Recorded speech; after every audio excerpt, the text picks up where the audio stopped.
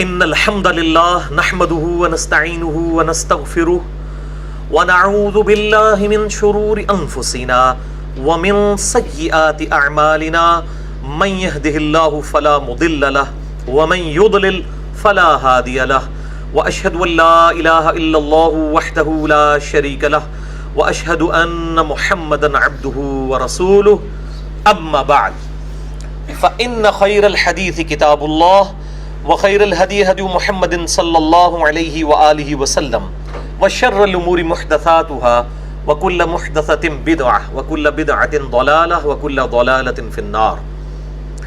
أعوذ بالله السميع العليم من الشيطان الرجيم من همزه ونفخه ونفثه. بسم الله الرحمن الرحيم. رب اشرح لي صدري ويسر لي أمري واحلل عقدة من لساني يفقهوا قولي. بسم اللہ الرحمن الرحیم. ان اللہ وملائکتہ یصلون علی النبی یا ایہا الذین آمنوا صلوا علیہ وسلموا تسلیما. اللہم صل علی محمد وعلی آل محمد کما صلیت علی ابراہیم وعلی آل ابراہیم انک حمید مجید. اللہم بارک علی محمد وعلی آل محمد کما بارکت علی ابراہیم وعلی آل ابراہیم انک حمید مجید. اللهم ربنا آتنا في الدنيا حسنة وفي الآخرة حسنة وقنا عذاب النار. ربنا آتنا من لدنك رحمة وهيئ لنا من أمرنا رشدا. لا إله إلا أنت سبحانك إني كنت من الظالمين. ولا حول ولا قوة إلا بالله العلي العظيم. آمين. الحمدللہ آج 8 جولائی 2017 کو ہفتے کے دن قرآن کلاس نمبر 260 میں ہم انشاءاللہ تعالی سورۃ القصص کو شروع کرنے جا رہے ہیں، جو قرآن حکیم میں پارہ نمبر 20 میں سورت نمبر 28 ہے. یہ بھی مکی سورت ہے، کل 88 آیات پر مشتمل ہے، 9 رکوع ہیں اس کے. اور اس کی قرآن حکیم میں اس سے ملتی جلتی اگر کوئی صورت ہے جس میں صرف ایک ہی پیغمبر کی پوری بایوگرافی بیان کی گئی ہو تو وہ سورہ یوسف ہے. سورہ یوسف علی نبینا علیہ الصلوۃ والسلام کے تعارف میں نے یہ بات بتائی تھی کہ سورہ یوسف کی طرح کی کوئی صورت پورے قرآن میں نہیں ہے. ایک ہی پیغمبر کے حالات زندگی کا ذکر ہے، اور وہ مسئلہ نمبر 107 تھا میرا اہل سنت پاک.com پر. اور میں نے اس وقت بھی یہ بات بتائی تھی کہ اس کے قریب اگر کوئی صورت ہے قرآن میں کہ ایک ہی پیغمبر کے حالات زندگی اور ان کی بایوگرافی پہ کوئی صورت ہو تو وہ سورۃ القصص ہے، سیدنا موسیٰ علی نبینا علیہ الصلوۃ والسلام کی پوری بایوگرافی کے اوپر، یعنی ان کی پیدائش سے لے کر ان کی دعوت کھڑے کرنے تک اور ان کے مخالفین کے برباد ہونے تک. موسیٰ علیہ السلام کا جو جادوگروں کے ساتھ معاملہ ہوا، فرعون کے ساتھ ہوا، وہ بھی یہاں پہ ڈسکس ہوگا. پرٹیکولر اس ٹاپک پہ الگ سے ایک میرا لیکچر ہے، مسئلہ نمبر 140 موسیٰ علیہ السلام ورسز فرعون. اس میں بھی میں نے اس واقعے کو ڈیٹیل سے بیان کیا، لیکن یہاں پہ پوری موسیٰ علیہ السلام کی بایوگرافی ہے کہ اللہ تعالیٰ نے ان کو ایک منجی اور مہدی بنا کر ایک ایسی قوم میں مبعوث کیا جو پچھلے 300 سال سے ایک ظالم حکمران کی ظلم کی چکی میں پس رہی تھی. اور وہاں پر اللہ تعالیٰ نے اپنا ایک بندہ مبعوث کیا، موسیٰ علی نبینا علیہ الصلوۃ والسلام، جو ان کا منجی بن کر آیا، نجات دہندہ. اور اس اکیلے شخص کے ذریعے اللہ تعالیٰ نے فرعون، مصر کے جو فرعون تھے، ان کی 300 سالہ حکومت کو تباہ و برباد کر دیا ایک شخص کے ذریعے. اور بیسیکلی اس کے پیچھے گاڈ ہے. اللہ تعالیٰ چاہے تو ایک ایسے شخص کے ذریعے جس کی زبان میں بھی لکنت تھی، جو اپنی بات بھی صحیح طریقے سے نہیں کر سکتا تھا، جو سورہ طٰہٰ میں ہم پڑھ چکے، انہوں نے اللہ سے دعا بھی کی، رب اشرح لی صدری ویسر لی امری واحلل عقدۃ من لسانی یفقہوا قولی. جن کی زبان میں بھی لکنت تھی، اللہ تعالیٰ نے اس شخص کے ذریعے 300 سال کی فرعونوں کی حکومت الٹ کے رکھ دی. یہ اللہ تعالیٰ چاہے تو ایک مچھر سے نمرود کو مروا دے، موسیٰ کے ذریعے فرعون کی تباہی کروا دے، اور حسین کے ذریعے یزیدیت کا خاتمہ کروا دے. الحمدللہ. تو یہ سورۃ القصص انشاءاللہ تعالی آج اس کی شروع کی 28 آیات امید ہے کہ کور ہو جائیں گی انشاءاللہ تعالی. اللہ کا نام لے کر شروع کرتے ہیں. اعوذ باللہ من الشیطان الرجیم. بسم اللہ الرحمن الرحیم. طاسیم میم. یہ حروف مقطعات ہیں. اللہ اور اس کے محبوب صلی اللہ علیہ وآلہ وسلم کے درمیان راز ہیں. یہ قرآن پاک کے کوڈ ورڈز ہیں. تلک آیات الکتاب المبین. یہ آیتیں ہیں روشن کتاب کی، قرآن حکیم کی آیات یا پھر لوح محفوظ جس میں سے یہ قرآن نازل ہوا. نتلو علیک من نبأ موسیٰ. اے محبوب صلی اللہ علیہ وآلہ وسلم ہم آپ پر پڑھ کر سناتے ہیں موسیٰ علیہ السلام کا قصہ، ان کی پوری بایوگرافی. وفرعون اور فرعون کا. بالحق بالکل ٹھیک ٹھیک. لقوم یؤمنون ان لوگوں کے لیے جو بات ماننا چاہیں، ایمان لانا چاہیں، حق بات کو قبول کرنا چاہیں، ان کے لیے ہم موسیٰ اور فرعون یہ دو پرسنالٹیز تھیں، ان کا کیا واقعہ تھا وہ ہم بالکل ٹھیک ٹھیک تمہیں بیان کرتے ہیں. بالکل جیسے کوئی سٹوری شروع ہوتی ہے نا اس کے آغاز میں بھی ہوتا ہے.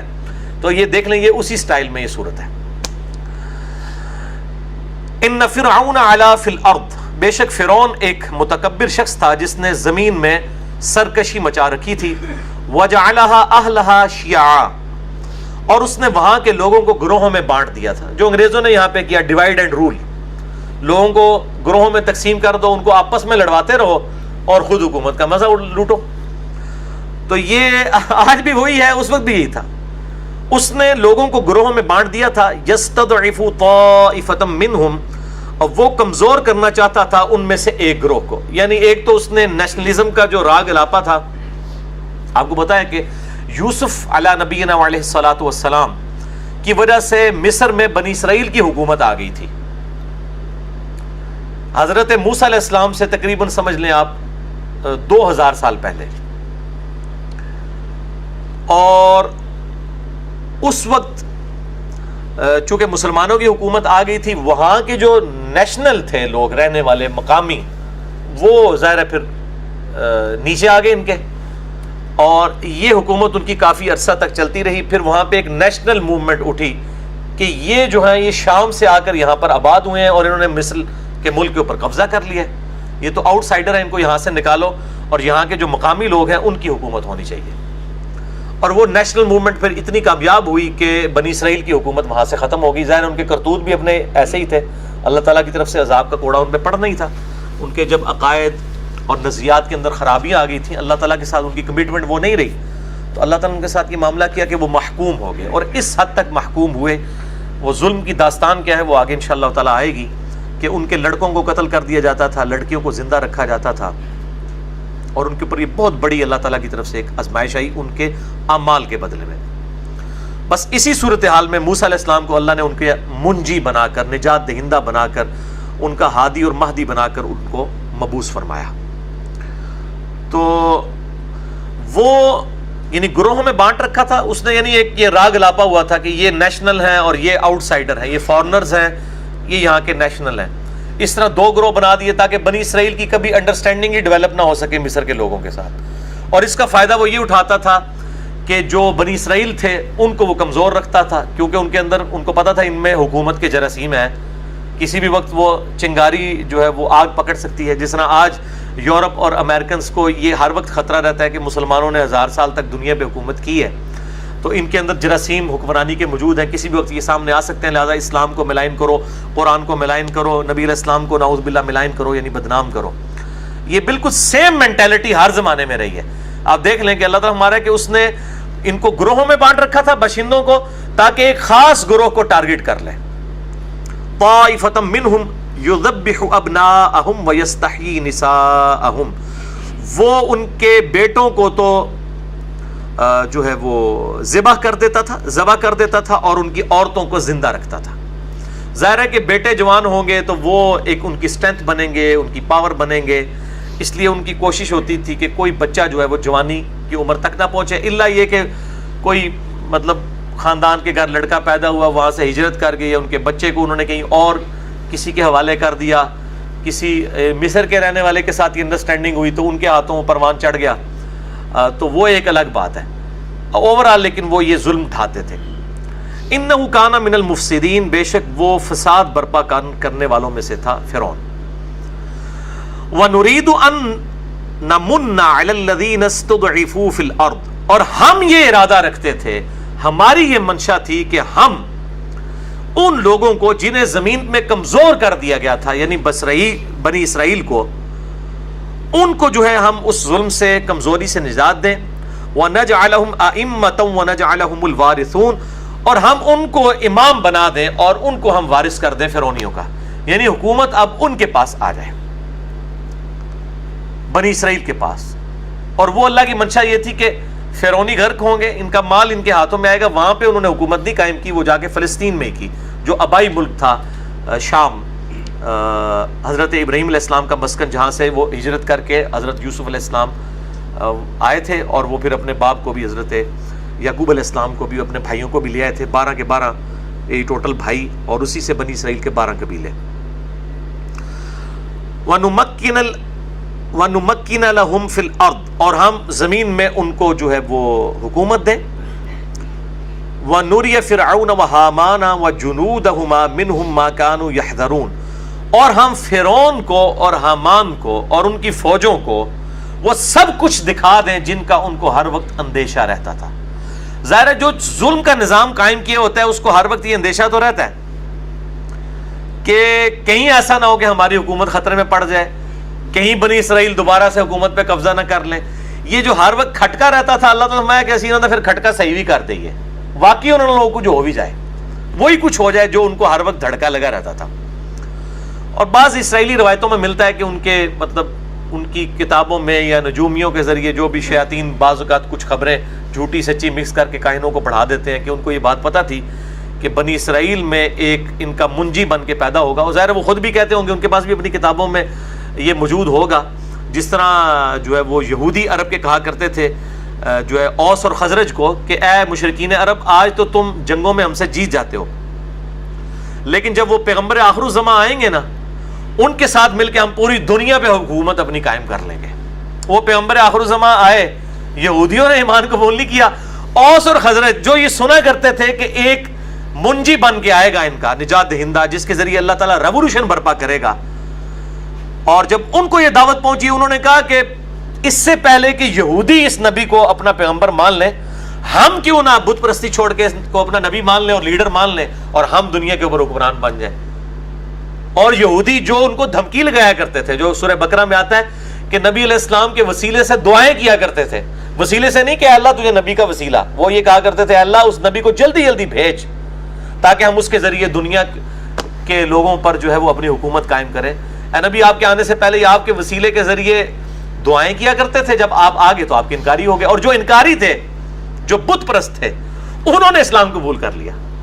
یعنی وہ ہدایت جو ڈائریکٹلی بنی اسرائیل کے لیے تھی، وہ انڈائریکٹلی اوس اور خزرج کے لیے ہدایت کا سبب بنی. اور نبی علیہ السلام کی ریولوشن کو 4 چاند اسی وقت لگے جب اوس اور خزرج نے ایمان قبول کیا مدینہ شریف میں.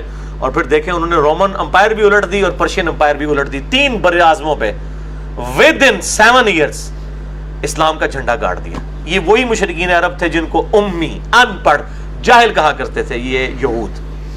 ذالک فضل اللہ یؤتیہ من یشاء. اس سے یہ بات بھی پتہ چلی کہ اللہ کی کتاب اور اس کے پیغمبر کو اگر کوئی اجڑ قوم بھی پکڑ لے صحیح معنوں میں، وہ دنیا کی امام بن سکتی ہے.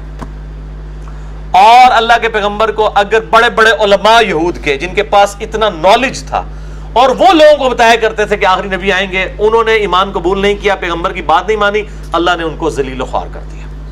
اس میں یہ درس بھی ہے. تو یہاں پر بھی آپ دیکھ لیں کہ ان کو خدشہ رہتا تھا کہ کوئی منجی بن کے آئے گا اور وہ الٹ کے رکھ دے گا سب کچھ.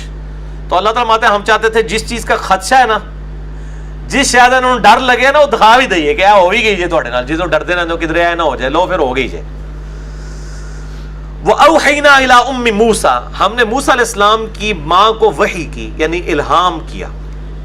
اگلی امتوں میں وحی کا سلسلہ غیر انبیاء پہ بھی ہوا کرتا تھا، کشف بھی ہو جایا کرتا تھا، الہام بھی ہو جایا کرتا تھا، لیکن ختم نبوت کی وجہ سے اس امت کے اندر اس کو بین کر دیا گیا، سوائے مبشرات یعنی خوابوں کے.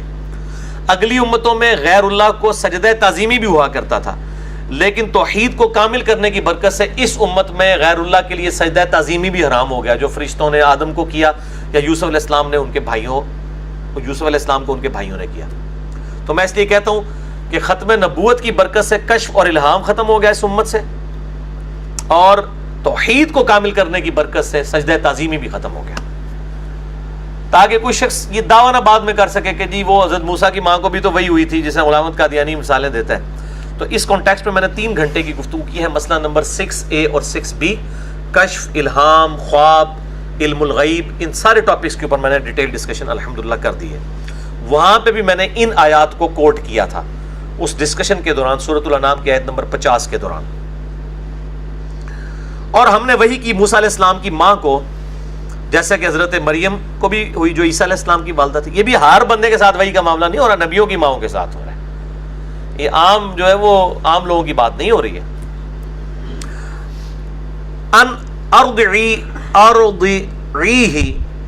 کہ موسیٰ علیہ السلام کی والدہ کو کیا وحی کی جائے، یعنی کہ جب ان کے گھر بچہ پیدا ہوا، اب ظاہر ان کو یہ خطرہ تھا کہ اس بچے کو تو قتل کر دیں گے، وہ بچیوں کو زندہ چھوڑتے تھے، تو اللہ تعالیٰ نے ان کی دل کی ڈھارس بندھائی کہ یہ بے خطر اس کو تو دودھ پلاتی رہے، فَإِذَا خِفْتِ عَلَيْهِ، اور جب تجھے یہ خطرہ ہو کہ فرعونیوں کو پتہ چل گیا کہ اس گھر میں کوئی بچہ ہے، یا کہیں خبر نہ لیک ہو جائے کہ وہ آ کے بچے کو قتل کر دیں، فَأَلْقِيهِ فِي الْيَمِّ، تو تم اس کو ڈال دینا دریا میں۔ اب یہ بہت بڑا جگر اڑنے کا کام ہے ایک ماں کے لیے کہ وہ دودھ پیتے بچے کو بالکل بے یار و مددگار ایک لکڑی کے تابوت میں رکھ کے اللہ کے اوپر توکل کرتے ہوئے جو ہے وہ پانی میں ڈال دیں۔ بڑا مشکل کام ہے، جب تک کہ اللہ تعالیٰ پورا کانفیڈنس نہ اس کو دے۔ اور اس وقت یہ ہوتا تھا، کبھی فرشتہ سامنے آ کے یا اس کے دل کے اندر سے آواز آ گئی یا اس کے اوپر اس حد تک روب طاری ہو گیا کہ وہ ماننے پہ مجبور ہوگی کہ واقعی اللہ تعالیٰ کی طرف سے ہے۔ وَلَا تَخَافِي، اور نہ ڈرنا، وَلَا تَحْزَنِي، اور نہ غمگین ہونا، إِنَّا رَادُّوهُ إِلَيْكَ، بے شک ہم تیرے بچے کو واپس تیرے تک پہنچا دیں گے۔ یہ تو اللہ کے کام ہے نا جی، کہ مطلب دریا میں سے بچا کے اور ایسے سرکمسٹانسز میں سے گزار کے فیوریبل کر دیں گے حالات و واقعات کو کہ تیرا بچہ تیرے پاس واپس آ جائے گا۔ وہ خود چاہتی تو حفاظت کر سکتی تھی فرعونیوں سے، چاہے جتنے مرضی باڈی گارڈ بھی رکھ لیتی، فرعون کی فوج کا مقابلہ ہو سکتا تھا، اور اللہ تعالیٰ نے بغیر باڈی گارڈ کے بچہ واپس پہنچانا تھا اس کی ماں تک۔ واللہ خیر الماکرین، اللہ کی خفیہ تدبیر۔ وَجَاعِلُوهُ مِنَ الْمُرْسَلِينَ، اور ہم اس کو رسول بنانے والے ہیں۔ ہوئے ہوئے ہوئے ہوئے ہوئے، اب یہ اس بڑے لیول کی وحی تھی حضرت موسیٰ کی ماں کے اوپر کہ اللہ نے یعنی بتا دیا کہ جس نبی کا تمہیں انتظار ہے نا وہ تیرا ہی بچہ بننے والا ہے۔ اب ظاہر اس کا پھر کانفیڈنس لیول تو ہوگا نا کہ یہ پیغمبر ہے تو پھر اللہ نے بات کرنی ہے، تو وہ اس پھر کانفیڈنس لیول پہ جائیں گی کہ وہ لکڑی کے تابوت میں رکھ کے دریا کی موجوں پہ اس کو بہا دیں۔ بڑے بندے کو جس کو تیراکی نہ آتی ہو اس کو آپ دریا میں اس طریقے سے کر دیں تو وہ بھی جناب چیخیں مار مار کے مر جائے گا، چھوٹے بچے کو تو چھوڑ دیں۔ اور اس طرح ایک ماں کے ہاتھوں سے یہ کام کروانا، تو وہ بہت کانفیڈنس اللہ تعالیٰ کی طرف سے ان کو حاصل ہو گیا۔ فَالْتَقَطَهُ آلُ فِرْعَوْنَ، پس دریا سے نکال لیا فرعون کے گھر والوں نے اسے، لِيَكُونَ لَهُمْ عَدُوًّا وَحَزَنًا۔ بڑا لٹریچر کا جملہ جی یہ، اللہ تعالیٰ فرماتا ہے کہ فرعون کے گھر والوں نے، اس کی بیوی نے اس بچے کو دریا سے نکال لیا تاکہ یہ بچہ بڑا ہو کر ان کا دشمن اور ان کے لیے غم کا باعث بنے۔ وہ یہ سمجھ رہے کہ ہمارے لیے جو ہے وہ خوشی کا باعث بنے گا، چلو وہ بے اولاد تھے کہ ہم اس بچے کو پال لیں گے، آگے آ جائے گا۔ اور اللہ تعالیٰ فرماتا ہے ہم نے اس لیے کہا کہ بچوں پالو انہوں تاکہ یہی توڑا جڑا بیڑا گرک کرے۔ وہ قرآن پاک میں بھی آتا ہے نا، اللہ تعالیٰ فرماتا ہے یہ منافقین جو ہے اپنی اولاد پہ اتراتے ہیں، ہم تو چاہتے ہیں کہ اس اولاد کے ذریعے ان کو دنیا کی زندگی میں عذاب دیں۔ کئی اولاد ایسی ہوتی ہے کہ اس وقت تو رو رو کے مانگی ہوتی ہے، بعد میں کہتے ہیں یا اللہ اس تو چنگا سی چوک لے، انہیں پورے گھر کا سامان ہی بیچ دیتا ہے، نشئی ہو گیا ہے، پوڈری ہو گیا ہے، اس نے پورے گھر کا سامان ہی بیچ دیا ہے نشے کی وجہ سے۔ تو پھر بندے کہتے ہیں یار شکر ہے یار اس نے چنگا سی کوڑی ہی ہو جاتی، یہ بھی لوگ کہتے ہیں۔ تو اللہ تعالیٰ فرما رہا ہے کہ فرعون کے گھر والوں نے اس کو اٹھایا، اپنی طرف سے یہ سمجھ کے اٹھایا چلو ہم اسے پال لیں گے، کوئی لاوارث بچہ آ رہا ہے تو ہم نے اس لیے کیا تاکہ ان کا دشمن اور ان کے لیے غم کا باعث بن کے یہ انہی کے سامنے جو ہے وہ جوان ہو۔ ان فرعون و حامان، بے شک فرعون اور حامان، وجنودہما اور ان کی پوری فوج کانوا خاطئین وہ بڑے ہی خطا کار تھے. بنتے بڑے فنیر تھے, بڑے سمجھدار تھے, ادھر وہ جو ہے وہ خطا کھا گئے کہ ان کے دماغ میں بھی بات نہ آئی کہ ہم سارے بچے قتل کر رہے ہیں کہ وہ کہیں بچہ نہ پیدا ہو جائے, اور جو بچہ اس طریقے سے ہے ان کے یہ دماغ میں بات نہیں اللہ نے آنے دی. ان بڑے سیانے بنتے سن, لیکن اتنے ساری سیاحت کی انہوں نے ختم ہو گئی خطا کر کے. یہ دیکھیں کیا لفظ استعمال کیا ہے کہ سارے کے سارے دھوکہ کھا گئے. واللہ خیر الماکرین, کہ یہ وہی بچہ ہے. وقالت امرأۃ فرعون, اور فرعون کی بیوی نے کہا, اس کی عورت نے کہا, قرۃ عین لی ولک, کہ اے میرے خاوند میرے سرتاج دیکھیں یہ بچہ. اور پھر بچہ بھی اتنا خوبصورت تھا کہ وہ فرعون, اس کی بیوی, سب لوگوں کا دل اس کی طرف اٹریکٹ بھی ہو گیا. اب وہ بیوی کہہ رہی ہے کہ اپنے خاوند سے یعنی فرعون سے کہ دیکھیں یہ جو بچہ ہے یہ تو ہماری آنکھوں کی ٹھنڈک بن جائے, اور تیرے لیے لا تقتلو, اسے قتل مت کرو. یعنی ایک لمحے کے لیے فرعون کو بھی خیال آیا کہ اس کو میں قتل کر دوں. ہو سکتا ہے کہ یہ بنی اسرائیل میں سے ہو, لیکن بیوی نے سفارش کی کہ بھئی یہ مطلب کنفرمیشن تو نہیں ہے. پھر دوسرا بچہ بھی اٹریکٹ فل تھا, اللہ نے اس کی محبت ان کے دل میں ڈال دی. تو بیوی نے کہا کہ اسے قتل نہ کریں, عسیٰ ان ینفعنا, ہو سکتا ہے یہ ہمیں نفع ہی دے دے. اس کو واقعی نفع دے دیا, وہ بیوی مسلمان ہوگی آسیہ. وہ سورہ التحریم میں آتا ہے نا کہ دو عورتیں تھیں جو ہمارے دو بہترین بندوں کے انڈر تھی, لیکن وہ کافرہ تھی, وہ بندے ان کے کام نہیں آئے. عورت نوح کی اور عورت لوط کی علیہم السلام. اور پھر اللہ تعالیٰ نے کہا دوسری طرف فرعون کی بیوی تھی جو نیکوکار تھی, اس نے اللہ سے دعا کی. اور دوسری مثال دی سیدہ مریم کی علیہم السلام اجمعین. تو ہو سکتا ہے ہمیں یہ نفع دے. او نتخذہ ولدا وہم لا یشعرون, یا ہم اسے اپنا بیٹا ہی بنا لیں. ہے بے اولاد تھے, اولاد کی ظاہر ہے ہر ماں باپ کو خواہش ہوتی ہے, چلو ہم اسے جب تک ہماری اپنی اولاد نہیں ہوتی ہم اسے اپنی اولاد ہی بنا لیں گے. وہم لا یشعرون, لیکن وہ اس انجام سے بے خبر تھے. ان کو شعور نہیں تھا کہ یہ اپنی موت خود پال رہے ہیں. فرعون کی موت ہی بنے نا موسیٰ علیہ السلام. اللہ رحمٰتہ ان کے شعور میں بھی یہ کہیں گمان میں بھی یہ بات نہ آئی کہ یہ جناب کیا ہو رہا ہے, اسی بندے نے کام پا چھیڑا ہے ساڑھے نال. اللہ اکبر, یہ ہے گاڈ کی طاقت. واللہ خیر الماکرین, اللہ کی خفیہ تدبیر. یخرج الحی من المیت, اللہ تعالیٰ زندہ کو مردہ میں سے, مردہ کو زندہ میں سے نکالتا ہے. ان پڑھوں میں ایک پیغمبر بھیجتا ہے محمد رسول اللہ صلی اللہ علیہ وآلہ وسلم. سب سے اجڑ لوگ اور ایسے اجڑ اور گنوار لوگ جو اپنے ہی قبائل میں لڑتے رہتے, انہوں نے کبھی سوچنا تھا کہ انہوں نے 3 براعظموں پہ قبضہ کر لینا ہے. لیکن اللہ نے لیڈر ایسا دیا کہ چند سالوں کے اندر وہ سارے قبائل ایک جھنڈے کے نیچے جمع ہوئے, اور جاہل تھے لیکن اللہ نے ان کو قرآن کی شکل میں کتاب دے دی. ایسا علم ان کے پاس آ گیا کہ یہود و نصارہ کے علماء بھی ان کا مقابلہ. یہ 2 ہی کمزوریاں تھیں, اللہ نے دور کر دی. طوائف الملوکی یعنی ہر وقت لڑنا, قبیلوں میں بٹ جانا, اور دوسرا جاہل تھے. یہودی ان کو امی کہتے تھے, ان پڑھ. پڑھایا اللہ نے ایسا کہ آج تک جناب قرآن آپ دیکھ لیں اس کا مقابلہ کوئی نہیں کر سکتا, اور دنیا کا امام بنا دیا. اگر نبی علیہ السلام یونان میں پیدا ہوئے ہوتے تو وہاں تو بڑے فلاسفر موجود تھے, فلاسفر کا بچہ فلاسفر ہو سکتا ہے. لیکن ان پڑھوں میں سے فی الامیین رسولا من انفسہم یتلو علیہم آیاتہ ویزکیہم ویعلمہم الکتاب والحکمہ. امیین میں سے اٹھانا, یہ اللہ تعالیٰ اسی طریقے سے تو اپنی قدرت کو ظاہر کرتا ہے کہ یہ بائی چانس نہیں ہو رہا, اس کے پیچھے گاڈ ہے. یہاں پہ بھی جس طریقے سے حضرت موسیٰ علیہ السلام کو اللہ تعالیٰ نے فرعون کے گھر میں جو ہے وہ پلوا کر, اور ایک آپ سمجھیں ایلیٹ کلاس میں, ٹھیک ہے نا جی, آپ سمجھیں کہ اس زمانے اس سے بہتر دنیا کے اندر کوئی امیر گھر نہیں ہو سکتا تھا. امیر گھر کے اندر ایک غریب بچے کی پرورش کی, اور اس کے ذریعے فرعون کی حکومت 300 سال کی ختم کروا دی. یہ اللہ ہی ہے جو کرواتا ہے. تو اس طرح کے معاملات نہ ہونا تو کبھی پھر یہ پتہ بھی نہ چلے کہ پیچھے گاڈ ہے. لوگ ان شخصیات کو ہی بڑا مان لیں. جب یہ چیزیں ہوتی ہیں تو پھر اللہ تعالیٰ بتاتا ہے دیکھو ہم نے یتیم کے ذریعے 3 براعظم الٹ دیے, موسیٰ نبی علیہ السلام کے ذریعے, ہمارے محبوب صلی اللہ علیہ وآلہ وسلم کے ذریعے, اور ایک لکنت والے شخص کے ذریعے جس کی زبان میں بھی لکنت تھی. فرعون کی 300 سال کی حکومت جو نسل در نسل فرعونوں کی چل رہی تھی وہ ختم کروا دی. اور ان کو شعور بھی نہ تھا.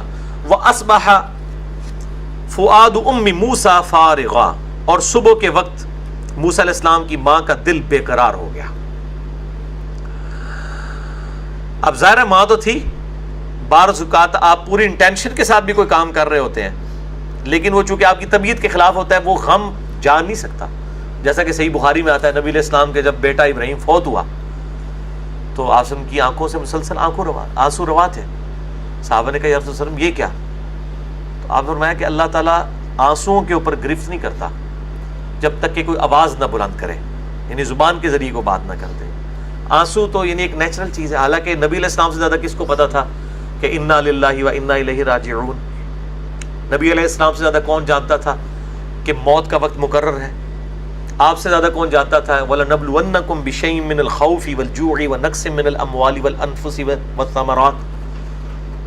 آپ سے زیادہ کون جانتا تھا کہ ان اللہ مع الصابرین؟ لیکن ظاہر ایک قلق تو ہوتا ہے نا، دل میں غم تو ہوتا ہے. غم کا ہونا، آنکھوں سے آنسوؤں کا آنا کسی تکلیف پر تو سنت ہے، لیکن اس پہ واویلا کرنا، زبان سے اللہ تعالیٰ کے لیے ناشکری کے کلمات نکالنا، یہ وہ چیزیں جس پہ آپ کو اختیار ہے. آنسوؤں پہ آپ کو اختیار نہیں ہے. آپ کو بری خبر کئی بار ملتی ہے نا، بعض اوقات بندہ کھانا شروع کرتا ہے، اس ٹائم خبر ملتی ہے، اس ٹائم بھوک مر جاتی ہے. اب یہ نہیں آپ کہہ سکتے کہ جناب یہ آپ نے، ظاہر وہ انسان کو اختیار نہیں ہے، وہ اللہ نے اندر ایک سسٹم بنایا ہوا ہے، اس کے اوپر گرفت بھی نہیں. جس چیز کا ہمیں اختیار دیا گیا ہے نا، وہ اگر کوئی کام ڈالے گا نا اس کے اوپر گرفت ہو جائے گی. تو یہاں پہ بھی موسیٰ علیہ السلام کی جو والدہ ہیں، ان کے ماں کا دل یعنی بے قرار تھا.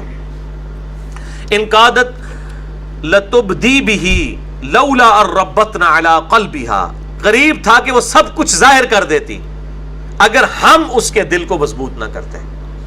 یعنی وہ ظاہر کس طرح کر دیتی کہ ماں ہے بس پھاٹی پڑتی. کسی وقت بھی ایسا ہو سکتا ہے، یعنی کیفیت تو کسی پہ بھی طاری ہو سکتی. صحیح بخاری میں حدیث ہے، نبی علیہ السلام ایک عورت کے پاس سے گزرے جو ایک قبر پہ بیٹھ کے تو مسیح کہہ رہی تھی اور رو رہی تھی اونچی آواز سے. تو آپ صلی اللہ علیہ وسلم نے فرمایا صبر کر. وہ آپ کو نہیں پہچانتی تھی یا اس طرف وہ دیکھ نہیں رہی تھی. تو اس نے کہا آگے سے یہ کہہ دیا کہ اگر تیرے پہ تکلیف گزری ہوتی نا تو تجھے پتا ہوتا. تو آپ صلی اللہ علیہ وسلم نے اس کا کوئی جواب نہیں دیا. آپ صلی اللہ علیہ وسلم آگے چلے گئے. باقی صحابہ نے کہا یہ اللہ کے رسول تھے، تو نے اتنی بدتمیزی کی ہے. یہاں تو کسی ایک بزرگ عالم دین کے بارے میں کوئی یہ نہیں سن سکتا. میں آپ کو نبی علیہ السلام کا کریکٹر اور کردار بتا رہا ہوں. وہ عورت دوڑتی ہوئی حضور کے پاس ہے، یا رسول اللہ غلطی ہوگی، یہ ہوگی، وہ ہوگی.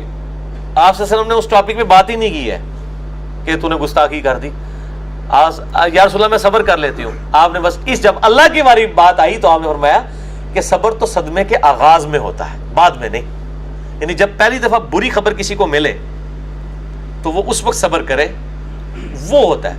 پورا رو پیٹ کے اپنا کام پانی سے باہر گئے، چلو جی اے لوگ ہیں اتنی لمبی لمبی سٹوریاں سناتے ہیں، یار دیکھو جی آیا اور رو پیٹ کے کہتے ہیں نہیں جی دیکھو پھر بھی اسی صبر کر رہے ہیں جی، گالاں بھی کڈن گے دشمن نو، پھر جی صبر کر لیں گے. تو آپ صلی اللہ علیہ وآلہ وسلم نے فرمایا صبر صدمے کے ابتدا کے وقت ہوتا ہے. الحمدللہ. صحیح مسلم میں ایک حدیث ہے، ام سلمہ رضی اللہ تعالی عنہا وسلام اللہ علیہا، ان کا خاوند فوت ہو گیا ابو سلمہ. ان کو خبر ملی جنگ میں شہید ہو گئے.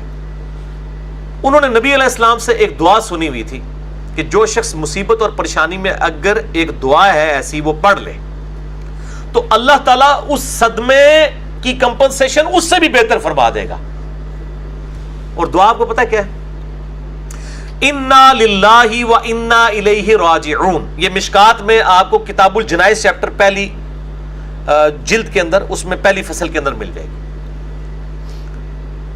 بے شک ہم اللہ ہی کے ہیں اور ہم نے بھی اللہ ہی کے پاس لوٹ کے جانا ہے. یعنی اگر مطلب ہمیں کوئی نقصان پہنچا ہے یا ہمارا کوئی مر گیا ہے یا مالی نقصان ہوا ہے تو یہ نقصان ہو کے اللہ کے پاس چیز چلے گی تو ہم نے بھی ایک نہ ایک دن ہم نے بھی تو چلے ہی جانا ہے. اس چیز بھی چلے گی تو کیا ہوا، چاہے وہ مال تھا، چاہے دولت تھی، چاہے کوئی سٹیٹس تھا، کوئی عہدہ تھا، کوئی رشتہ دار تھا، کوئی بھی چیز تھی. اللہم اجرنی فی مصیبتی، یہ پہلا حصہ تو قرآن میں بھی ہے. اللہم اجرنی، ہم یہ میم کے اوپر جزم ہے، یعنی اس کو آپ نے جھٹکے سے پڑھنا ہے. اللہم اجرنی فی مصیبتی، اے اللہ مجھے اجر عطا فرما اس مصیبت میں. کیونکہ بخاری مسلم میں حدیث ہے جب بھی کسی کو کوئی مصیبت پہنچتی ہے تو اللہ تعالیٰ اس کے بدلے اس کے گناہوں کو معاف کر دیتا ہے، حتیٰ کہ کسی مسلمان کے پاؤں میں کانٹا بھی چبھے، اسے کوئی دکھ درد اندیشہ بھی پہنچے، بخاری مسلم میں اندیشے کے بھی الفاظ ہیں، اندیشہ یہ ہے کہ بھی ہوا کچھ نہیں، ایویں ٹینشن لگ گئی ہے کہ یار کدھر نہ ہو جائے، اگر یہ بھی اسے کوئی تکلیف پہنچی ہے نا اور اس کے اوپر بھی کہ نہیں جو اللہ کی مرضی اللہ خیر ہی کرے گا، تو اللہ تعالیٰ اس کے بدلے بھی اس کے گناہوں کو معاف کرتا ہے۔ سبحان اللہ، اللہ اکبر کبیرہ والحمد للہ کثیرہ وسبحان اللہ بکرۃ واصیلہ۔ ٹینشن کے اوپر بھی ثواب ہے جی، موجہ ہی موجہ، دکھ درد اندیشہ حتیٰ کہ پاؤں میں کانٹا بھی چبھ جائے۔ تو اللہم اجرنی فی مصیبتی، اے اللہ اس مصیبت میں مجھے اجر عطا فرما، وَأَخْلِفْ لِي خَيْرًا مِّنْهَا، اور میرے لیے اس سے بہتر نعم البدل بنا دے، یعنی اگر تو نے مجھ سے میرا خاوند لے لیا نا، مجھے اس سے بہتر خاوند عطا فرما، اگر تو نے اے اللہ مجھ سے میری دولت لے لی ہے، اس سے بہتر مجھے دولت عطا فرما، اگر میری اولاد مجھ سے لے لی ہے اس سے بہتر مجھے اولاد عطا فرما، اگر تو نے مجھ سے میرا کوئی عہدہ منصب یا نوکری لے لی ہے اس سے بہتر مجھے میرا کوئی ذریعہ معاش عطا فرما، یعنی آن ورڈ آپ کچھ بھی کہہ سکتے ہیں۔ اچھا، ام سلمہ رضی اللہ تعالیٰ عنہ بار بار دل میں یہ سوچ رہی تھی کہ میں نے کہا میرے خاوند جیسا تو خاوند کوئی نہیں ہے، اس کی بہتر نعم البدل اللہ تعالیٰ کیا عطا فرما سکتا ہے؟ ظاہر ہے یہ خیال تو بالکل جینون تھا۔ کہتی ہے جیسے ہی میری عدت پوری ہوئی نبی علیہ السلام نے رشتے کا پیغام بھیج دیا، الحمدللہ، اللہ اکبر کبیرہ والحمدللہ کثیرہ وسبحان اللہ بکرۃ واصیلہ۔ ام سلمہ ام المومنین ہے، نبی علیہ السلام کی وہ بیوی جو سب سے آخر میں فوت ہوئی 64 ہجری میں، واقعہ کربلا بھی ان کی زندگی میں ہوا ہے، سب سے آخر میں فوت ہونے والی بیوی ام سلمہ ہے سلام اللہ علیہا، اور ان کی ہسٹری پیچھے سے یہ ہے، لہٰذا یہ دعا آپ یاد رکھیں، انا للہ و انا الیہ راجعون، اے اللہ ہم خود بھی تیری ہی طرف سے آئے ہیں، سب کچھ تیری طرف سے ہے اور تیری ہی طرف لوٹ کر جانا ہے، اللہم اجرنی فی مصیبتی، اے اللہ مجھے اجر عطا فرما میری اس مصیبت میں، وَأَخْلِفْ لِي خَيْرًا مِّنْهَا، اور میرے لیے اس سے بہتر نعم البدل عطا فرما دے۔ یہ میں نے بالمفہوم ترجمہ کیا ہے جو اردو لنگوسٹک کے پوائنٹ آف ویو سے۔ یہ دعا جو ہے وہ آپ ضرور یاد کریں، اور مشکات کے اندر آپ کو کتاب الجنائز جو چیپٹر ہے اس کے اندر آپ کو یہ دعا مل بھی جائے گی، پہلی ہی فصل کے اندر جو مریض کی عیادت اور وہ والا بیان ہے اس والے باب کے اندر آپ کو یہ حدیث مل جائے گی انشاءاللہ تعالی۔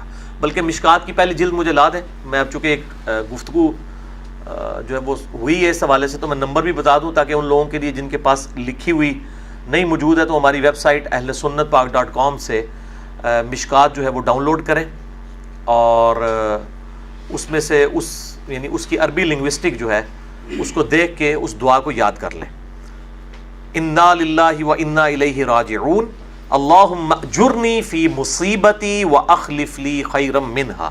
لیں آگے، لیں مشکات ادھر سے آگے پکڑا دو مجھے، چونکہ میرے وہ پلاننگ میں نہیں تھی، ظاہر ہے میں نے درس اس طریقے سے تو پلان نہیں کیا ہوتا، جو بھی بات اس ٹائم اللہ تعالیٰ ذہن میں ڈالتا ہے اس حوالے سے میں اس کو بیان کرتا چلا جاتا ہوں۔ اب چونکہ یہ دعا بڑی کریٹیکل ہے، اب جن لوگوں نے یہ چیز دیکھنی ہے تو انہوں نے ضرور کہنا ہے جناب کہ جی ہمیں تو وہ جو ہے وہ دعا جو ہے وہ ملی نہیں ہے، کبھی کوئی کچھ کہے گا تو میں وہ پہلے ہی جو ہے نا وہ اس میں کلیئر کر دوں کہ یہ کلمات جو ہے نا وہ دیکھیں الحمدللہ بڑی آسانی سے مل گئی ہے۔ یہ مشکات کے اندر ایک چیپٹر ہے، پہلے تو مشکات دکھائے نا جی فرحان صاحب ان کو، یہ ہماری فیوریٹ کتاب ہے۔ مشکات از دا انسائکلوپیڈیا آف حدیث، اہل سنت کی مین سٹریم کی 13 کتابیں، بخاری، مسلم، ابو داؤد، ترمذی، نسائی، ابن ماجہ، الموطا امام مالک، مسند احمد، سنن الکبریٰ البیہقی، المستدرک للحاکم، اور کئی کتابوں کے یہ نوٹس ہیں۔ شیخ زبیر علی زئی صاحب رحمہ اللہ تعالیٰ کی تحکیم اور تخریج کے ساتھ اہل سنت پاک.com پہ 6294 احادیث کا یہ مجموعہ موجود ہے۔ آج سے تقریباً آپ سمجھ لیں 700 سال پہلے لکھی گئی ہے۔ امام ولی الدین تبریزی المتوفیٰ 748 ہجری نے اس کو لکھا ہے۔ یہ المتوفیٰ لفظ جو ہے فا کے اوپر کھڑا زبر ہے، لکھنے میں یہ متوفی ہوتا ہے لیکن عربی میں سے متوفا پڑھا جاتا ہے۔ جیسے بشرا ہے وہ بشری لکھا جاتا ہے لیکن اس کو بشرا پڑھا جاتا ہے، ٹھیک ہے۔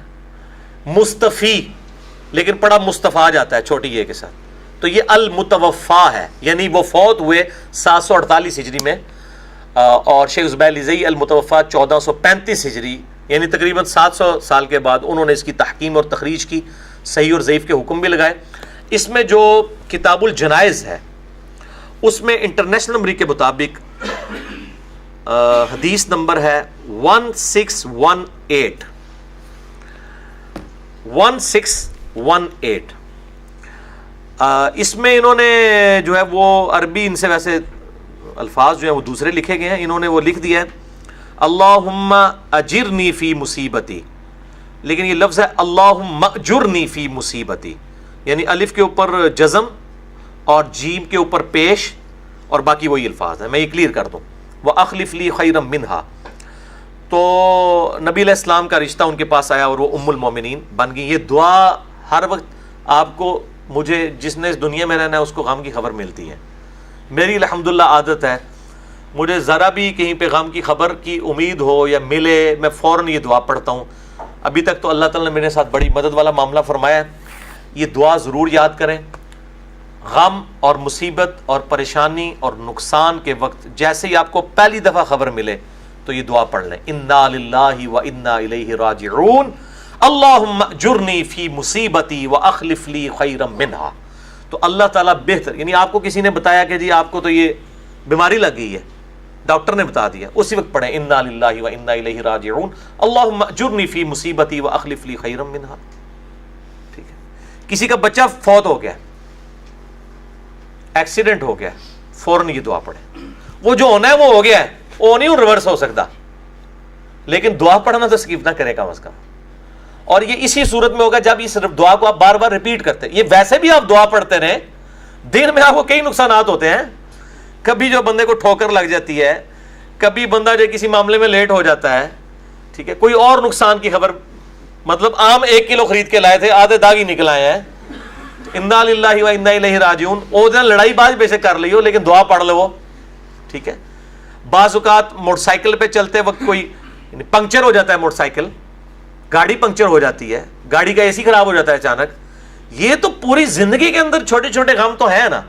تو یہ دعا کنٹینیوسلی پڑھتے رہے، اس کو حرز جاں بنا لیں، بچوں کو بھی یاد کروائیں، بڑوں کو بھی یاد کروائیں، تاکہ یہ تو پوری زندگی رہنا ہے، کیونکہ یہ اللہ نے کہا ہوا ہے وَلَنَبْلُوَنَّكُمْ بِشَيْءٍ مِّنَ الْخَوْفِ وَالْجُوعِ وَنَقْصٍ مِّنَ الْأَمْوَالِ وَالْأَنفُسِ وَالثَّمَرَاتِ وَبَشِّرِ الصَّابِرِينَ۔ ہم ضرور تمہیں آزمائیں گے، کچھ تھوڑے سے خوف سے، بھوک سے، جان اور مال میں نقصان کے ذریعے، پھر خوشخبری ہوگی، بشارت ہوگی صبر کرنے والوں کے لیے۔ الذین اذا اصابتہم مصیبہ، اور اللہ نے بتا دیا کہ کن لوگوں کے لیے بشارت ہے کہ جب ان کو کوئی خبر پہنچتی ہے، کوئی تکلیف پہنچتی ہے مصیبت کی، قالوا انا للہ و انا الیہ راجعون، اس وقت پھر وہ یہی کہتے ہیں کہ ہم بھی تو اللہ ہی کے تھے، ہم بھی اللہ ہی کی طرف لوٹ کے جانے ہیں۔ اگر ہماری یہ چیز کا نقصان ہو گیا، یہ اللہ کے پاس پہنچ گئی، کسی کی بھینس ہی فوت ہو کے پہنچ گئی اللہ کے پاس، تو ہم نے بھی اللہ کے پاس ہی جانا ہے۔ یہ دعا قرآن میں اتنا حصہ ہے، اور ساتھ اللہم اجرنی فی مصیبتی، اے اللہ مجھے اجر عطا فرما اس مصیبت میں، یعنی ظاہر مصیبت کے بدلے اجر تو ملتا ہے، وَأَخْلِفْ لِي خَيْرًا مِّنْهَا، اور اس کا مجھے اس سے بہتر نعم البدل عطا فرما۔ الحمدللہ، اللہ کے وعدوں پہ یقین رکھیں، انشاءاللہ اللہ تبارک و تعالیٰ اس کا بہتر نعم البدل عطا فرمائے گا۔ اب دیکھیں بات کہاں سے کہاں شروع ہوئی تھی، تو اللہ تعالیٰ فرماتا ہے کہ اگر ہم ہی نہ اس کے دل کو ڈھارس دیتے، لِتَكُونَ مِنَ الْمُؤْمِنِينَ، تاکہ وہ بنی رہے اللہ کے وعدے پر یقین کرنے والی، تو مطلب وہ راز اپنا وہ ظاہر کر دیتی۔ اگر ہم اس کے دل کو، موسیٰ علیہ السلام کی والدہ کے دل کو مضبوط نہ کرتے کہ اللہ کے وعدے پہ یقین رکھ کہ بیٹا تیرے پاس آئے گا، تو وہ راز ظاہر کر دیتی۔ وقالت لأختہ قصیہ فبصرت بہ عن جنب وہم لا یشعرون، اور کہا موسیٰ علیہ السلام کی بہن نے، بہن کی ڈیوٹی لگی ہوئی تھی ان کی بہن کی کہ وہ اس تابوت کے ساتھ ساتھ ٹریول کر رہی تھی دریا کے کنارے کے، کہ جاتا کہاں ہے یہ، ظاہر اسباب بھی تو اپنی جگہ مینٹین کرنے ہیں نا، اور ظاہر ہے موسیٰ علیہ السلام کی والدہ کو یہ سکیم بتائی گئی ہوگی کہ اس کو ساتھ لگا دینا اور پھر پتہ چل جائے گا کہاں، تو وہ اس کے پیچھے پیچھے دیکھتی رہی دور سے، اور وہ اس حقیقت کو نہیں سمجھتے تھے یعنی فرعونی بھی اور یہ لوگ بھی کہ کس طریقے سے یہ الٹیمیٹ ڈیسیژن ہوگا اللہ کی طرف سے. وَحَرَّمْنَا عَلَيْهِ الْمَرَاضِعَ مِنْ قَبْلِ، اور ہم نے پہلے ہی ساری دودھ پلانے والی عورتوں کا دودھ موسیٰ پہ حرام کر دیا ہوا تھا. یعنی اس وقت دائیاں ہوتی تھیں، جس طرح ہمارے نبی علیہ السلام کی بھی دائی حلیمہ تھی. یہ مطلب ایک ٹرینڈ تھا کہ دائیوں کے ذریعے دودھ پلایا جاتا تھا، اور وہ ان کو پھر تعلیم و تربیت بھی کرتی تھی، ایٹیکیٹس بھی سکھاتی تھی، اچھی وہ لنگوسٹک کر دیتی تھی، ان کی وہ تربیت بھی کرتی تھی. اور اسی دوران جو ہے وہ مطلب جو والدہ ہوتی تھی اس کی صحت کے اعتبار سے مطلب ارینجمنٹ کیا جاتا تھا. ظاہر پریگنینسی کے بعد یہ معاملات ہو جاتے ہیں، اور دائیوں سے دودھ پلوایا جاتا تھا. تو اللہ تعالیٰ ہم نے ساری دائیاں موسیٰ پہ حرام کر دی. کسی دائی کا دودھ نہیں پیتے تھے موسیٰ علیہ السلام. کیوں؟ اللہ کا پیچھے ڈیسیژن تھا کہ اسی کی ماں کے پاس ہی واپس اس کو بھیجنا ہے. اچھا اب کیا ہوا؟ فقالت هل ادلکم علی اہل بیت، تو وہ موسیٰ علیہ السلام کی جو بہن تھی، بڑی بہن، وہ کسی طریقے سے سفارش کر کے فرعون کے دربار تک پہنچ گئیں. یعنی باہر تو وہاں تو ہلچل مچی ہوگی کہ جی بچہ ہے شہنشاہ معظم کا، دودھ نہیں پی رہا، مر جائے گا بھوکا. مطلب بچے تو دودھ کے بغیر نہیں، وہ تو کوئی چیز ان کو سمجھا بھی کوئی نہیں سکتا. تو یہ وہاں پہ موجود تھی. انہوں نے کہا میں تمہیں ایک گھر والوں کی خبر دیتی ہوں کہ جو دودھ پلائیں گی تو وہ دائی ایسی ہے کہ اس کا دودھ ہر بچہ پی لیتا ہے. اب ان کے دماغ میں یہ بات بھی نہیں ہے کہ یہ کہیں اسی کا بچہ نہ ہو. ٹھیک ہے، کیونکہ دائیاں جو دودھ پلایا کرتی تھی کنٹینیوسلی، ظاہر ہے ان کے ساتھ بھی ایسے معاملات ہوتے تھے کہ ان کا دودھ وہ چلتا رہتا تھا. کیا میں تمہیں اس گھر کا پتہ نہ دوں اہل بیت کا؟ یکفلونہ لکم وہم لہو ناصحون، کہ وہ جو پرورش کر دیں گے تمہاری اس کی خاطر، اور اس بچے کے خیر خواہ بھی ہوں گے. بڑی اچھی دائی ہے، سلجھی ہوئی، بچے کو دودھ بھی پلائے گی اور اس کی تربیت بھی صحیح کر دے گی. اللہ اکبر. فرددناہ الی امہ کی تقرها عینها ولا تحزن ولتعلم ان وعد اللہ حق، اور یوں ہم نے موسیٰ علیہ السلام کی ماں تک ان کے اس بچے کو یعنی موسیٰ کو لوٹا دیا تاکہ موسیٰ کی ماں کی آنکھیں ٹھنڈی ہوں اور وہ غم نہ کرے اور وہ یہ جان لے کہ بے شک اللہ کا وعدہ حق ہے. یعنی اللہ نے جو وعدہ کیا تھا نا کہ اس کو دریا میں ڈال دینا، ہم وہ کتنے دن لگے ہوں گے، ایک دن بھی نہیں پورا لگا ہوگا واپس آنے میں. بچہ ظاہر بھوکا تو نہیں انہوں نے رکھنا تھا، اسی ٹائم انہوں نے پکڑا اور ارادہ کر لیا کہ اس کو پالنا ہے. تو 24 گھنٹے تو نہیں بچے کو بغیر کھائے پیے رکھا جا سکتا. تو 24 گھنٹے کے اندر اندر بچہ واپس آ گیا. وَلَكِنَّ أَكْثَرَهُمْ لَا يَعْلَمُونَ، لیکن اکثر لوگ جو ہیں اس حقیقت کو نہیں جانتے. اللہ تعالیٰ کی کیا پلاننگز ہوتی ہیں. اللہ تعالیٰ کسی ایک مستقبل، ایک جو بالکل حال کے اندر بری خبر سے کیا مستقبل کا فیصلہ فرمانے والا ہے، انسان کو نہیں پتا ہوتا. وَلَمَّا بَلَغَ أَشُدَّهُ، اب to cut the story short, موسیٰ علیہ السلام ماں کے پاس آ گئے. اب موسیٰ علیہ السلام ظاہر ہے وہ ایک دن میں تو بڑے نہیں ہوئے، بچپنا گزارا، لڑک پن، جوانی، وہ سب کچھ سکپ کیا، کیونکہ قرآن کا مقصد کسی پیغمبر کی بایوگرافی بتانا نہیں ہوتا. ہمارے نبی علیہ السلام کے نہ ماں کا ذکر ہے قرآن میں، نہ باپ کا ذکر ہے. ٹھیک ہے جی، کوئی ہے ڈیٹیل؟ بنو ہاشم کا ذکر موجود نہیں ہے، کیونکہ اللہ تعالیٰ کا مقصد پیغمبروں کی بایوگرافیز بتانا نہیں ہے، بلکہ ان کے حالات زندگی سے اصلاح مقصود ہے. اب to cut the story short, کدھر بچہ دودھ پینے والے، وَلَمَّا بَلَغَ أَشُدَّهُ، اور جب وہ اپنی جوانی کو پہنچ گیا، لو جی جوان بھی ہو گیا. یعنی بیچ میں آپ سمجھ لیں تقریباً آپ 30 سال تقریباً یہ اللہ تعالیٰ نے گزرا دیے کہ جوان ہو گیا 30 سال. اچھا وہ 30 کیسے میں نے نکالا ہے وہ آگے آیات سے آپ کو پتہ چل جائے گا. 30 سال عمر ہوگی. وَاسْتَوَىٰ آتَيْنَاهُ حُكْمًا وَعِلْمًا، اور وہ خوب جب اپنی جوانی کو پہنچ گیا تو ہم نے اس کو حکم اور علم عطا فرمایا. یعنی حکم اور علم کیسے؟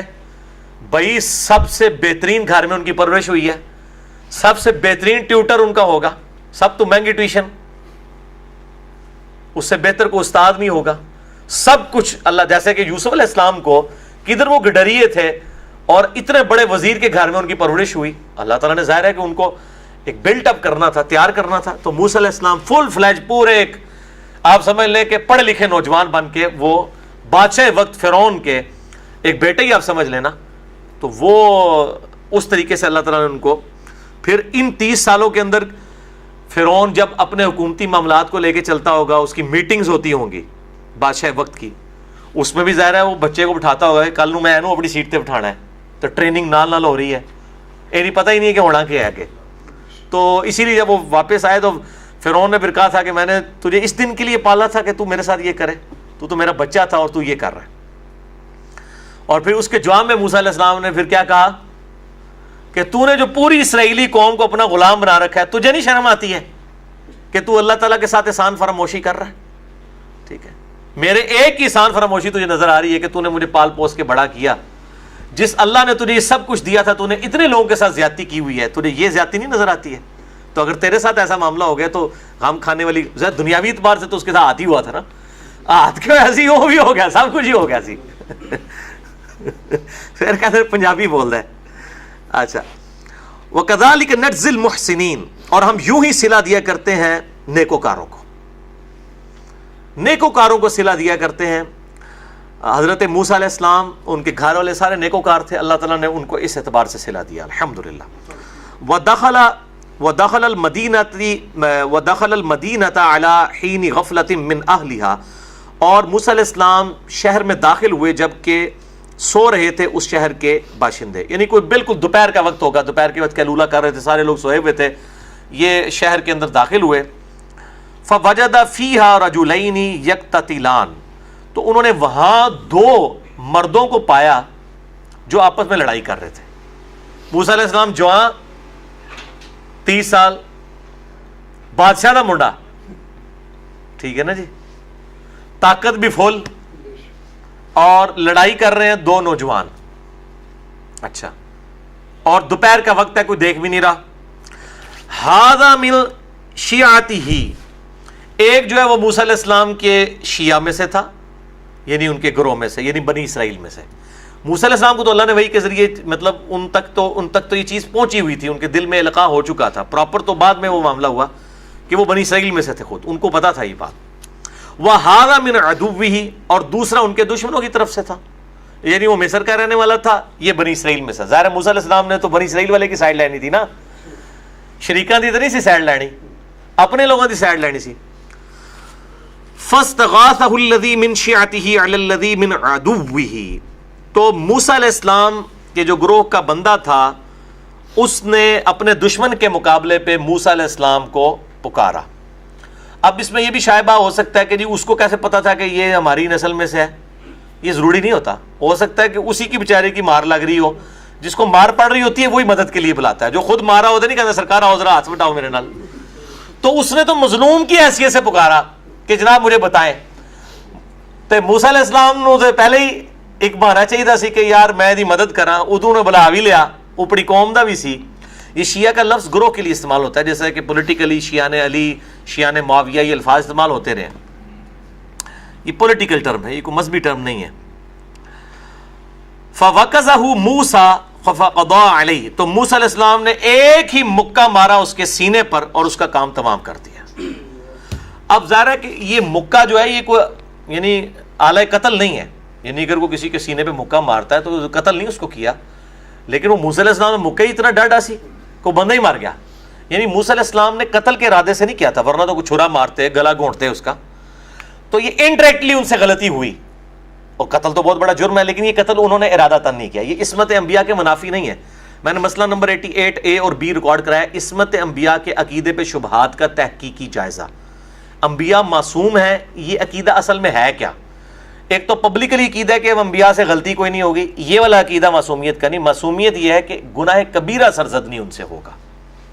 باقی اجتہادی خطا ہونا جو گناہ کے زمرے میں نہیں آتا یہ الگ چیز ہے، یہ انبیاء سے ہو سکتا ہے. میں نے یہ سارے پھر ڈیٹیل واقعات قرآن سے بتائے ہیں. نوح علیہ السلام نے جو اپنے کافر بیٹے کے لیے دعا کر دی تھی، بعد میں اللہ سے معافی مانگی. اسی طریقے سے موسیٰ علیہ السلام کی یہ آیات میں نے اس میں کوٹ کی ہیں کہ ان سے غلطی سے قتل ہو گیا تھا. اس وقت بھی میں نے یہ آیات مسئلہ 88A اور B میں کوٹ کی تھی. آپ دیکھیں کس کس زمانے میں نے کیا کیا چیزیں ریکارڈ کروائی ہوئی ہیں اور کراس ریفرنسز دے کے. وہ جب آتے ہیں تو وہ پھر ذہن میں آتی ہے چیز، تو میں بتا رہا ہوں ساتھ ساتھ. الحمدللہ علی کل حال. لو جی بندہ ہی مار چھڑیا. قال ھذا من عمل الشیطان، موسیٰ علیہ السلام نے کہا شیطان نے میرے کو کرایا. یعنی شیطان نے ایسا مطلب معاملہ کیا ہے کہ میں مطلب اگر چھڑانا ہی تھا میں کچھ مطلب مکہ مارتے ہوئے تھوڑی انٹینسٹی کا خیال رکھ لیتا، یہ نہ ہو کہ بندہ ہی پھڑک رہا ہے. تو کہتے ہیں گناہ جب ہو جائے نا اس کے بعد شیطان کے اوپر ڈالا جا سکتا ہے اور تقدیر پہ بھی ڈالا جا سکتا ہے کہ میری تقدیر میں یہ لکھا ہوا تھا، لیکن گناہ سے پہلے آپ یہ کام نہیں کر سکتے کہ جی میری تقدیری چونکہ لکھی ہے کہ میں موٹر سائیکل چوری کرنا ہے، لو میں کرنے لگا جائے، پھر یہ نہیں. جب ہو جائے وہ تو پھر ڈیفینیٹ ہے کہ میری تقدیر میں لکھا تھا، اس حوالے سے کہ اللہ کو پتا تھا کہ میں یہ کروں گا، یہ نہیں کہ اللہ نے مجھ سے کروایا. Point to be noted. یہ بڑا فرق ہے، اس چیز کا ذرا ذہن میں خیال رکھیں. اچھا، اب بندہ قتل ہو گیا، موسیٰ علیہ السلام نے کہا یہ تو شیطان نے کروایا. انہ عدو مضل مبین، بے شک جو ہے وہ تو کھلا گمراہ ہے اور کھلا بہکانے والا دشمن ہے شیطان، جس نے مجھ سے یہ کام کروایا.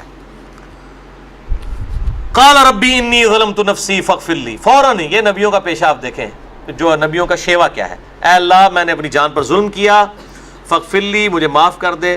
فغفر لہ، تو اللہ تعالیٰ نے اس کو بخش دیا. اگر اس طریقے سے اس کو قتل خطا کہتے ہیں. قتل خطا کے کیس کے اندر قتل کے بدلے قتل نہیں ہوتا. مسئلہ نمبر 28 میرا ریکارڈڈ موجود ہے. یہ تو خیر اس سے بھی نچلے والا معاملہ تھا، اعلی قتل نہیں تھا، یہ غلطی سے معاملہ ہو گیا، لیکن اس میں بھی دیت بہرحال دینی ہوتی ہے. اگر وہ بندہ دے سکے تو وہ، نہیں تو حکومت وقت کا کام ہے کہ وہ دیت دے. انہ هو الغفور الرحیم، بے شک وہ بخشنے والا مہربان ہے. ہو سکتا ہے وہ ظالم ہی تھا، اللہ تعالیٰ نے خود ہی معاف کر دیا کہ اس کا انجام یہی ہونا چاہیے تھا، وہ جو لڑائی کر رہا تھا. اچھا، قال ربی بما انعمت علی فلن اکون ظہیرا للمجرمین. اے اللہ جو تو نے مجھ پر انعام کیا ہے تو میں جو ہوں کبھی بھی مجرموں کا مددگار نہیں بنوں گا. یہ انہوں نے کہا کہ میں بالکل تک سن کے دیکھوں گا کہ میں نے، یعنی ابھی بھی میں نے مجرم کی مددگاری نہیں کی، مظلوم کی ہے، اور آندہ بھی میں جرم کرنے والوں کا ساتھ نہیں دوں گا. فاصبح فی المدینۃ خائفا یترقب، پھر وہ صبح کے وقت شہر میں، یعنی اس وقت تو وہ پھر نکل گئے وہاں سے کہ کہیں خبر میں شروع ہوگی مجھے پکڑ نہ لیں. صبح وہ ڈرتے ہوئے شہر میں داخل ہوئے صبح کے وقت، یعنی ایک دن پہلے بندہ مارا ہے، وہاں سے چلے گئے ہیں. صبح کے وقت ایسے ٹائم پہ آئے ہیں کہ جب کوئی دیکھ رہا نہ ہو، شہر میں دوبارہ داخل ہوئے.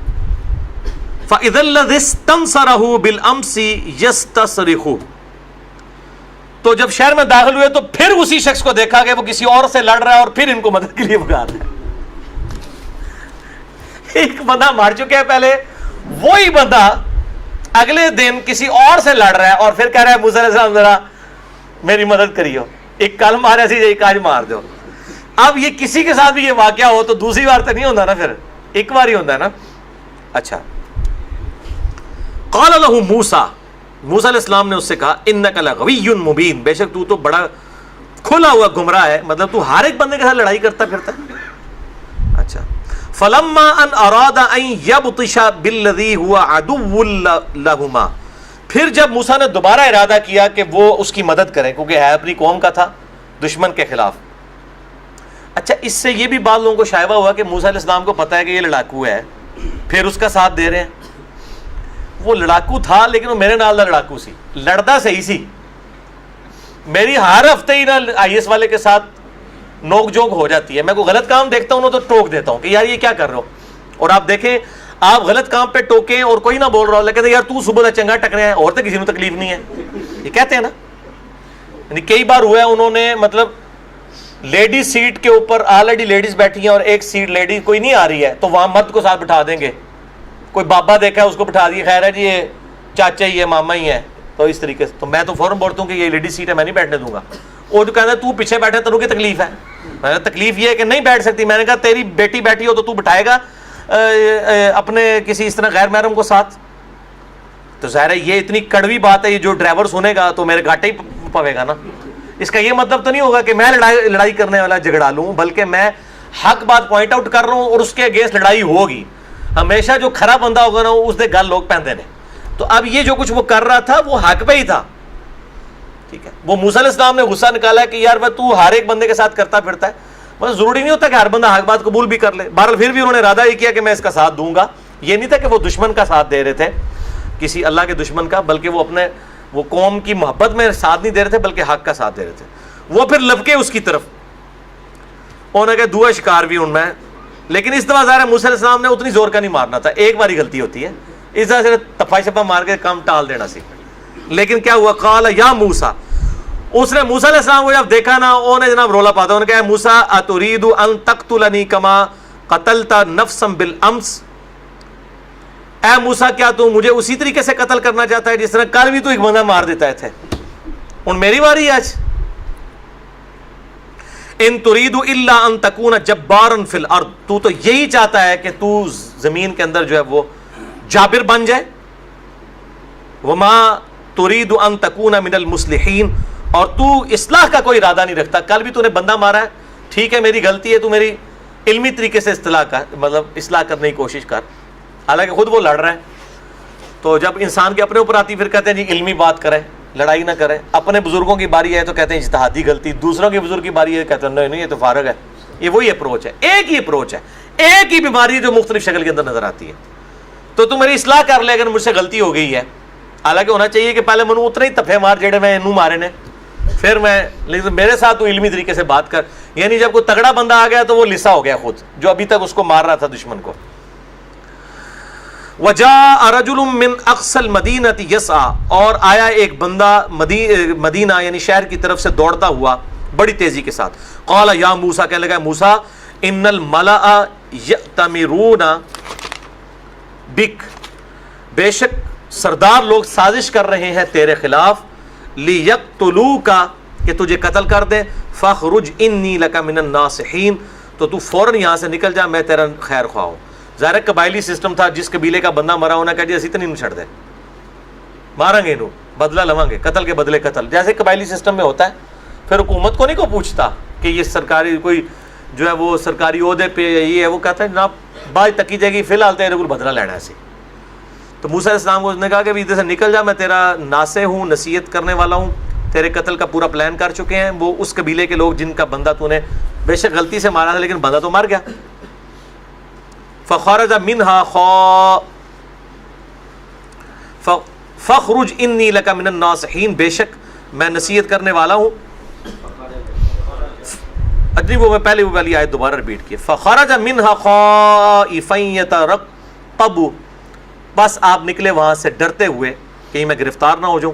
قال ربی نجنی من القوم الظالمین، اور پھر دعا کی اے میرے رب مجھے ظلم کرنے والی قوم سے نجات دے. ولما توجہ تلقاء مدین، جب وہ آپ روانہ ہوئے مدین کی طرف. قال عسى ربی ان یہدینی سواء السبیل، تو انہوں نے کہا کہ امید ہے کہ میرا رب عنقریب میرے لیے کوئی معاملہ سیدھا کر دے گا. اپنا ملک چھوڑ کے مدین شام کی طرف چلے گئے، مصر کو چھوڑ کے، بالکل اکیلے ہیں، کوئی ذریعہ معاش نہیں ہے، کوئی اس طرح کی چیز نہیں ہے. اب کھائیں گے، رہائش کا کیا ہوگا، پیاس، سب کچھ اکیلے جا رہے ہیں. تو اللہ سے دعا کی. ولما ورد ماء مدین، جب وہ مدین کے قریب پہنچے پانی کی جگہ پر. وجد علیہ امۃ من الناس یسقون، تو وہاں پہ آپ نے کچھ لوگ پائے جو کہ اپنے جانوروں کو پانی پلا رہے تھے کسی پانی کے گھاٹ کے اوپر. ووجد من دونہم امرأتین تذودان، تو وہاں انہوں نے دو عورتوں کو دیکھا جو بالکل الگ سے کھڑی تھیں، دو نوجوان عورتیں اپنے ریوڑ کو روکے ہوئے کہ یہ سارے مرد اپنے اپنے جانوروں کو پلا لیں، اس کے بعد اینڈ پہ ہم پلا لیں گے. قال ما خطبکما، تو موسیٰ علیہ السلام جوانی ہے، ظاہر ہے جوانی دا تے اپنا پھر حساب کتاب ہوتا ہے.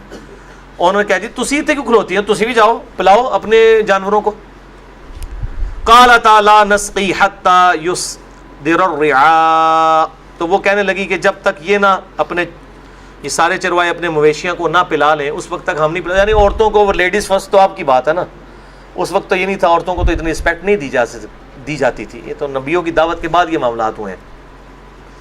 تو جب یہ سارے فارغ ہو جائیں گے پھر ہمارا وقت آئے گا، پھر ہم یہ کر لیں گے. مردوں میں ہم کیسے اب مطلب یہ ہمیں نہیں پہلے دیتے، حالانکہ ہونا چاہیے تھا دو ہی عورتیں تھیں ان کو پہلے فارغ کر دیں، لیکن وہ قوم بدماش. وہ ابونا شیخ کبیر، اور ہمارے گھر میں صرف ہمارے والد ہی ہیں، وہ بوڑھے ہو چکے ہیں. یعنی وہ لا کے یہ پانی نہیں اپنے جانوروں کو پلا. یار کیا مبارک دور تھا، کوئی نوکری نہیں کرنی پڑتی، کوئی تجارت نہیں کرنی پڑتی، اپنی بکریاں پالو، ان کا دودھ، اپنی زمینوں میں سال کے دانے اگا لو، اسی دودھ میں سے گھی اور اپنی سبزیاں اگاؤ. انسان کی ضرورت کیا ہے؟ رہائش، کھانا پینا، وہ سب کچھ اس میں سے پورا ہو رہا تھا. اب مصیبت کیا پڑی ہوئی ہے جناب، بندہ کراچی میں ہے نوکری کرنے، اسلام آباد آیا ہوا ہے.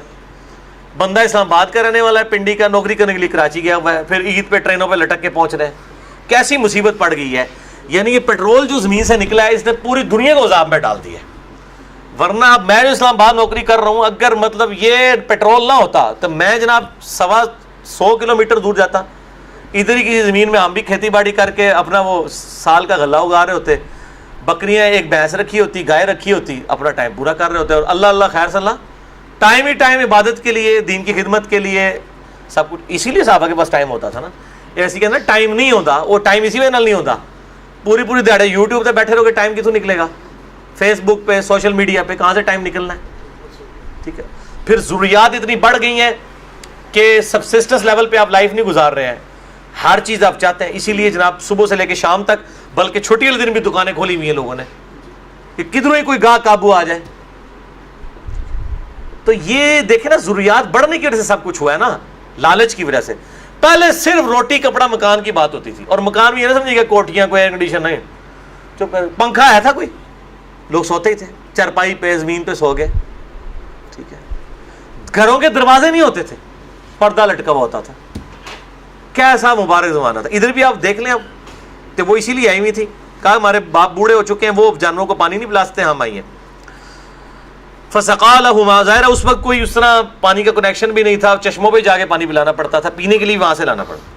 تو موسیٰ علیہ السلام نے ان دونوں کے ریوڑ کو پانی فوراً آگے، انہوں نے کہا کہ تسی اتنے کھلوتے رہو، رسپیکٹ کے ساتھ ان دونوں عورتوں کا آپ ادھر ہی رہو، میں آپ کے بیاف پہ، میں مرد ہوں نا، میں آگے بڑھ چڑھ کے تو میں تمہارے جانوروں کو پہلے فارغ کرواتا ہوں. کروا دیا.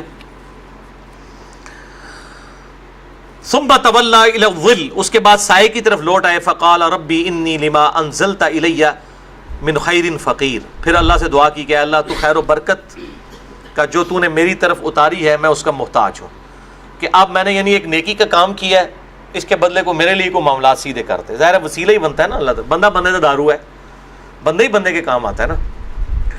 فجاء، نیک عمل کا وسیلہ بھی اللہ کے حضور سمجھ لیں پیش کر دیا. فجاءت احداہما تمشی علی الاستحیاء، ان دونوں عورتوں میں سے ایک عورت شرم کے ساتھ چلتی ہوئی موسیٰ علیہ السلام کے پاس آئی. اس میں دیکھیں اللہ تعالیٰ نے ایک عورت کا کیا کریکٹر ہونا چاہیے ایک غیر مرد سے بات کرتے ہوئے، کہ حیا کے ساتھ وہ چلتی ہوئی آئی ہے، نہیں بلنٹلی نہیں آئی ہے. یعنی وہ آپ سمجھ لیں گرل فرینڈ اور بوائے فرینڈ والا چکر نہیں، شرماتی ہوئی چلتی چلتی، وہ جس طرح بھی اپنا، اور اس وقت تو گھونگھٹ ہوتا تھا نا ایسے سامنے، یہ والا نقاب نہیں، اس سے بھی آگے کا نقاب ہے. شرماتی ہوئی چلتی ہوئی آئی. قالت ان ابی یدعوک لیجزیک اجر ما، اس سے یہ لگتا ہے کہ وہ اسی ریوڑ کے ساتھ چلے گئے. ظاہر ہے وہاں تو اکیلے تھے، ان کو ان عورتوں کی وجہ سے پتہ چلا ہوگا، انہوں نے بھی کوئی آفر کی ہوگی، ٹھیک ہے آپ چلیں ہمارے ساتھ، آپ کو اپنے والد سے بھی ملاقات کرواتے ہیں، اور آپ پردیسی معلوم ہوتے ہیں. اور اس وقت مہمانوں کی بڑی قدر ہوتی تھی، مہمان تو تھے. تو وہ ان عورتوں میں سے ایک عورت آئی، اس نے کہا ہمارے والد جو ہیں وہ آپ کو بلا رہے ہیں. کس لیے؟ لیجزیک اجر ما سقیت لنا، تاکہ وہ آپ کو اجرت دیں جو آپ نے ہماری بکریوں کو پانی پلایا. ایسے غیرت مند لوگ ہیں کہ چونکہ آپ نے ہمارے لیے ایفرٹ کیے تو اس کی کم از کم آپ کو تنخواہ تو دیتے ہیں نا، جو آپ نے ہماری بکریاں، جیسے نبی علیہ السلام خود بھی لوگوں کی بکریاں چرایا کرتے تھے اور اس کے عوض اپنی گزر بسر کرتے تھے. آپ صلی اللہ علیہ وسلم نے بڑی، یعنی ایک تاجر، تو بعد میں ایک تاجر عورت سے شادی ہوئی، پہلے تو بڑی سبسسٹنس لیول کے اوپر لائف گزری آپ کی، اور بعد میں بھی. تو فلما جاءہ وقص علیہ القصص، بس جب آپ ان کے پاس آئے اور اپنا سارا قصہ ان سے بیان کیا، ان کے والد سے. ان کا نام شعیب ملتا ہے یہ، لیکن یہ شعیب علیہ السلام وہ نہیں ہے جو پیغمبر ہیں، کوئی اور شعیب علیہ السلام ہے، کوئی اللہ کے نیک بندے موحد. تو وہ ان سے حضرت موسیٰ علیہ السلام نے پورا اپنا معاملہ بیان کر دیا، جس طرح میرے سے بندہ مار گیا تھا، اگلے دن یہ ہوا، میں اب بھاگ کے آیا ہوں، میرا تو ادھر نہ آگے کوئی نہ پیچھے کوئی، تو اب میری کوئی مدد کریں. قال لا تخف، انہوں نے کہا مت ڈرو، نجوت من القوم الظالمین، اللہ نے تو تجھے ظالم قوم سے نجات دی ہے. کدھر ان ظالموں میں بیٹھے ہوئے تھے، بس ٹھیک ہے ہمارے پاس آ گئے ہو، اللہ نے جس کو کہتے ہیں حرکت میں برکت ہے، تو میرے پاس آ گیا، یہ اللہ تعالیٰ نے تیری روزی ادھر لکھی ہوئی تھی. قالت احداہما یا ابت استاجرہ، ان دونوں میں سے ایک خاتون نے کہا کہ اے ابا اسے آپ نوکری کیوں نہیں رکھ لیتے، اتنا شی جوان ہے، اس کو آپ نوکری رکھ لیں، اس کو نوکری دے دیں، پکی نوکری دے دیں، کوئی تنخواہ نہیں لگانی تھی انہوں نے. روٹی پانی کے عوض نوکری. اس وقت نوکریاں یہی ہوتی تھی. کسی کو نوکری کا مطلب یہ نہیں ہوتا تھا کہ لو پیسے جناب یہ کرو, کہ تیری گزر بسر ہمارے ذمہ ہوگی, روٹی کپڑا مکان. ان خیر من استأجرت القوی الامین, سب سے بہترین نوکر جو آپ کو طاقتور بھی ہو اور امانت دار بھی ہے, اگر کوئی رکھ سکتے ہیں تو یہ موسیٰ ہی ہے, اسی کو رکھ لیں آپ. قال انی اريد ان انکحک احدی ابنتی, تو حضرت شعیب علیہ السلام نے کہا کہ موسیٰ میں نے ارادہ کیا کہ اپنی ایک بیٹی تیرے ساتھ بیاہ دوں, ہاتین ان دونوں میں سے, علی ان تأجرنی, سبحان اللہ تے پڑھ رہے ہو نا, اے اکبر ذرا سنو, ایک بیٹی کا نکاح تیرے ساتھ کر دوں, اس اجرت کے بدلے میں حق مہر کے طور پر 8 حجج, کہ تو 8 سال تک میری خدمت کر. آج کل تو بھائی جی 8000 حق مہر لکھا جاتا ہے, اس نے کہا 8 سال تک میرے سارے جانوروں کی خدمت کر, اس کے بعد اس کے عوض ایک بیٹی کا رشتہ تجھے دے دوں گا. سبحان اللہ, ان کو نا نارے ٹھنڈے پہ گا.